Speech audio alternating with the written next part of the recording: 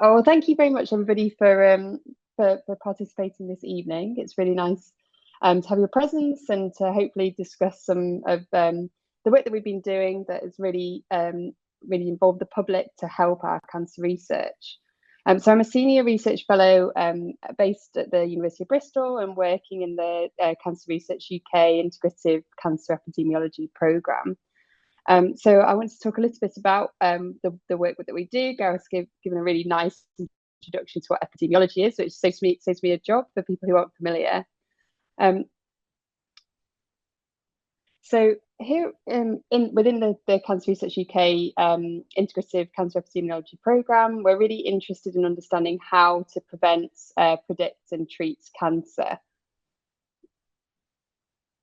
So the goals of our programme are to understand the new causes of cancer, to understand why it progresses, and to hopefully predict who could develop or die from cancer, and ideally to find new ways in which we can prevent cancer from occurring and also from limiting its progression. So this is a huge body of work involving around 70 researchers based here at the University of Bristol, and we have collaborations globally. So we have links with the International Agency for Research on Cancer, which is a branch of the World Health Organization, as well as another of collaborating institutions. So within these efforts, we do find some time to have fun. So you see on the top right is a picture of a number of the researchers involved in the programme participating in one of the Cancer Research UK Pretty Muddy events. And we do really rely on these sorts of events and the fundraising that goes into Cancer Research UK to fund the research that we're doing. So in terms of the sort of deliverables or the goals of our programme, we judge this based on what we call scientific impact. So this could be something like clinical translation, so that we're investigating risk factors or specific causes of disease which could potentially be intervened on in a clinical setting, or alternatively we could identify a group of the public or patients who might be specifically targeted to minimize their risk of developing cancer or from that cancer progressing. Another way we sort of judge scientific impact is through our industry links. So we do a lot of work investigating the molecules or the biology underlying cancer development, with the hope of identifying certain chemicals in the body that we could potentially modify through various drugs or behavioural interventions, which could then be rolled out in terms of a therapeutic. And so we do have a number of industrial collaborators with whom we work. So another type of scientific impact is public engagement. So the sort of thing we're obviously doing today, where we want to make sure that the research that we're doing is disseminated to the community, the general community and the general public, not least because a lot of the general public contribute large amounts to funders such as Cancer Research UK. So it's within our role to inform the general public of the sorts of work that we do, and also the results that we're producing. Aligned with, but not exactly the same, is the patient and public involvement. So rather than the sort of dissemination from the researchers to the general community, as in the public engagement, with patient and public involvement, we do really rely on that feedback mechanism. So we have patient and public groups involved in our programme. So getting input from both those communities early into the development of our research is really crucial, so that our research and our aims are really driven by the voices of the people that are really affected by this disease. And it's essential to the Cancer Research UK mission as well. So a statement on Cancer Research UK is that we actively involve people who are affected by cancer in our work, and this insight is helping us to beat cancer sooner, while ensuring that we're meeting the needs of patients and their families and loved ones.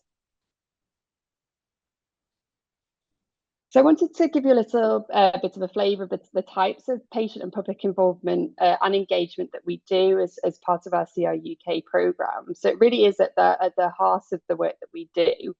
We have a very dedicated user reference group of people who have lived experience of cancer, who were recruited to the program a number of years ago, and we have excellent retention. So these people have been involved in the program for a number of years and providing crucial input into how our research is developing. And in particular, they provide really valuable insight into our research. So they help us explain the work to those outside the field. So they really help us in terms of really simplifying our message of the research we're doing, the motivations for doing it, and also the results that we're getting. And they actually also provide essential guidance to us as researchers to make sure we're sort of on track and we have a clear vision as to where we want our research to go. So to particularly improve the lives of those affected by cancer and to hopefully minimize the risk of people developing cancer in the first place. So the importance of their role is to ensure that patients' voices are really heard. So I wanted to give you an example of how we've used our PPIE group. So we've worked with them collaboratively as part of this co-design.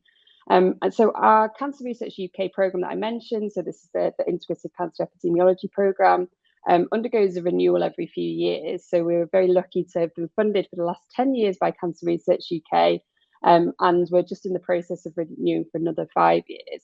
And we've decided through the work that we've done and also the general important areas of research that we think are quite crucial to be investigating is a targeted prevention strategy for obesity related cancers. So it's very topical and pertinent area of research. So the user research group linked with our program has co-created the strategy for this renewal, and they've really helped with the sort of lay or interpretable summary of the sorts of research that we're doing, so that any person with or without expertise in our research area can understand the ambitions of the program. And they've also given very critical feedback into the work that we're proposing. So we've actioned a they said we did sort of approach to the co-design, to where we've shared with them our ideas and motivations, and they've fed back with really important information and suggestions for how we can improve both the research that we're doing and the routes to translation or to public dissemination. So in particular, they've reinforced our view that the understanding the role of fat distribution in relation to cancer is crucial. So obesity has been linked with 19 different forms of cancer, and so we really think it's essential that we understand these links and the different biology underlying why obesity can be linked with all of these different forms of cancer in different ways. They suggest that it's important to understand the duration of obesity, so how long people are living with obesity for. There was a recognition of the importance of looking at obesity at certain time points as well. So, for example, timing around the menopause, and also the interaction with diabetes as well. So as a result of their feedback, these issues are being specifically investigated within the work that we're proposing, looking at biological mechanisms or the reasons why obesity causes cancer. And a little figure should appear on the right, which indicates the sort of timeline for the development of our program and the number of sort of contact points we've had with our PPIE group, which has really been crucial in sort of developing our program of research. So we submitted the bid in December, and we've actually just interviewed with Cancer Research UK today. So fingers crossed that our program gets renewed. Thank you very much.